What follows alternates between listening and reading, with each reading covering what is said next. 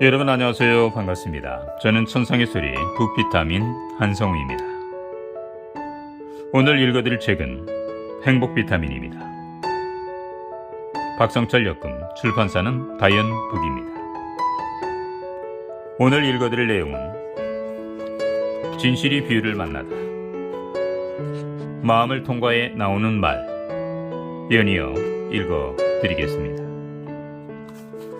연설을 너무도 재밌게 잘하는 연설가가 한 신문 기자와의 인터뷰에서 어떻게 그렇게 사람을 잘 설득시키느냐는 질문을 받았습니다.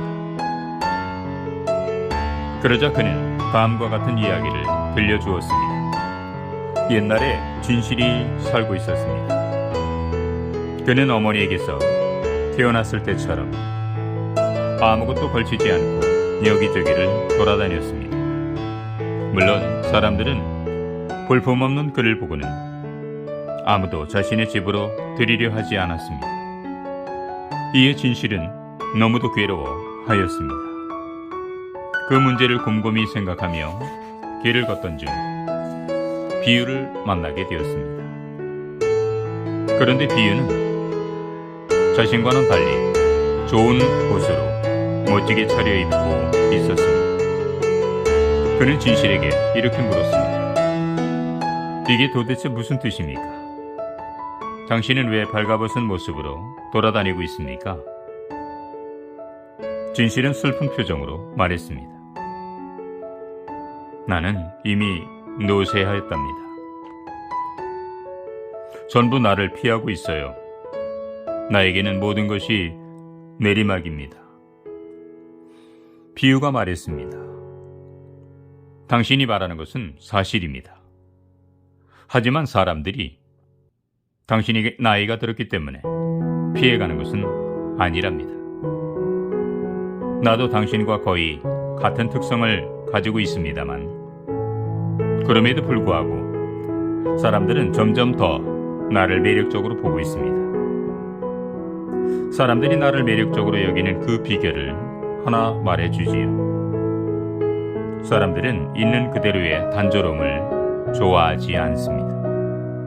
화장을 하고 멋지게 차려입은 모습을 좋아하지요. 내가 가진 멋진 옷을 당신에게 빌려주겠습니다. 그러면 당신에게도 곧 사람들이 모여들 것입니다. 조언을 들은 진실은 비유가 준 화려한 옷을 걸쳤습니다. 그러자 사람들은 진실에게 모여들었고 사람들에게 사랑받으며 잊을 수 없는 인물로 기억되었습니다. 이 이야기를 기자에게 들려준 연설가는 웃으며 말을 이었습니다. 이 진실과 비유라는 친구를 동시에 사귄 것이 내 멋진 연설의 비결이지요. 내가 알고 있는 사람 중에는 어떤 모임이나 어떤 장소에 가든지 사람들로부터 환영을 받는 사람이 있습니다. 특별히 잘생긴 외모도 아니고 그렇다고 해서 키가 크거나 유머 감각이 뛰어난 편도 아닙니다. 하지만 몇 번의 만남에서 나는 그 사람에게서 다른 사람이 가지지 못한 특별한 점을 한 가지 발견할 수 있었습니다. 내가 느낀 그 사람의 특징 중에 하나는 말에 꿀을 발라서 한다는 점입니다. 친절한 말투와 함께 그 말에 상세하고 자세한 설명을 덧붙이고 또 비유를 적절하게 하는 것이었습니다. 그 사람 말은 딱딱하거나 누구를 가르치는 식이 아니어서 그런지 사람들이 유난히 많이 공감하는 것 같았습니다. 말은 인격을 나타내는 중요한 판단 근거가 됩니다. 당신이 참 근사하고 괜찮은 사람임에도 불구하고 딱딱하고 권위적인 말투를 가지고 있다면 사람들은 당신을 그와는 반대되는 사람으로 판단하게 될지도 모릅니다. 헨리 데이비드 소로우의 이 명언을 가슴에 새기고 말 한마디 한마디에 신경을 쓰는 당신이 되시길 부드러운 설득은 강한 위협보다 더 강하다. 전자는 사람을 녹이고 후자는 부숴버릴 뿐이다. 마음을 통과해 나오는 말. 뛰어난 성인이라 불리우는 사람에게 깨달음을 배우기 위해 찾아온 두 제자가 있었습니다.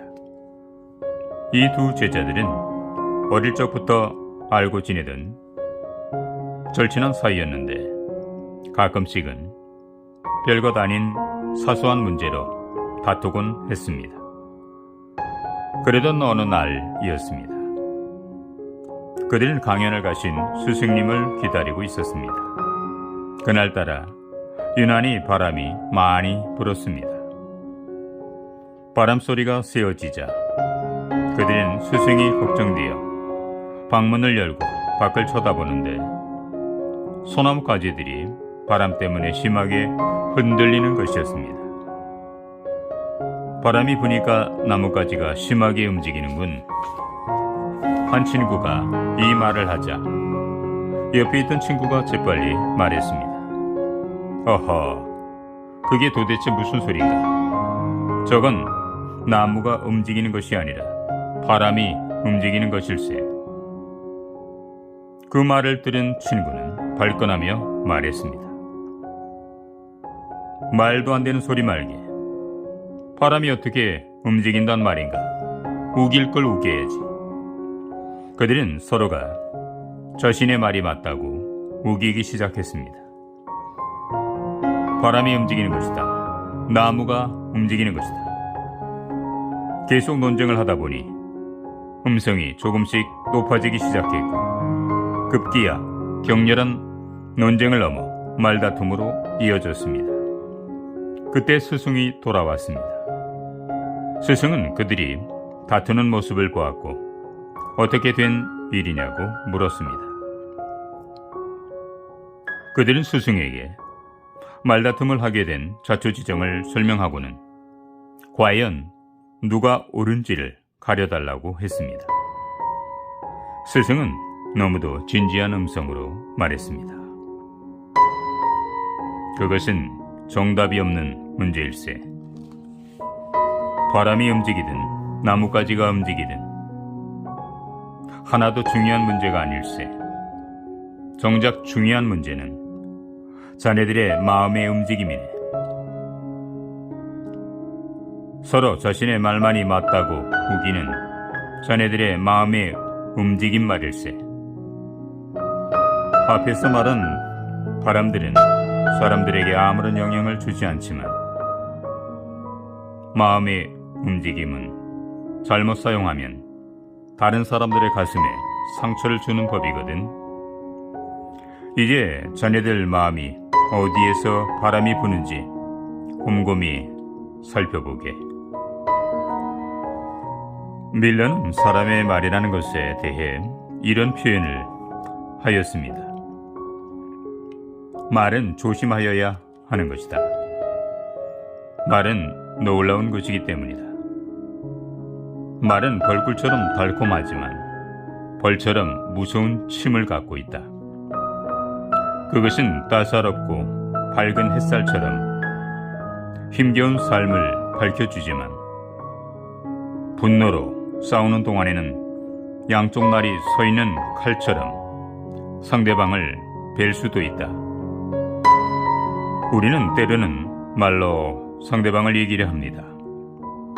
내 생각만이 옳고 내가 판단하는 것만이 옳다고 생각하는 나만이즘에 빠지곤 하지요. 때때로 이런 생각을 해봅니다. 서로 자신의 의견만을 높이 외치고 상대방의 의견을 귀담아 듣지 않으려 하는 탓에 세상은 갈수록 불협화음만 더해간다는 생각을. 말하기 전에 먼저 마음의 움직임에 귀를 기울이십시오. 그리고 한 번 더 말이 자신의 가슴의 채를 거쳐가도록 하십시오. 그런 뒤에 나오는 당신의 말은 상대방에게 푹신한 침대처럼 안락하고 평온한 말이 될 것입니다. 성경 잠언에 보면 부드러운 혀가 뼈를 꺾는다는 말씀이 있습니다. 뼈를 꺾을 수 있는 부드러움이 진정 강한 것이 아닐까요? 강한 것은 오히려 부러지는 법입니다. 이솝 우와 우화에 나오는 얘기처럼 나그네의 외투를 벗긴 것은 세찬 바람이 아니라 따뜻한 태양이었던 것을 기억하실 것입니다. 따뜻한 온기를 불어넣어 준다면 상대는 스스로 마음을 열고 나를 맞이해 줄 것입니다. 부드러움 속에 진정 강함을 지닐 수 있는 당신이 되시길 바라겠습니다. 구독과 좋아요, 알림 설정은 사랑입니다. 오늘도 행복한 날 되시기를 바라겠습니다. 감사합니다.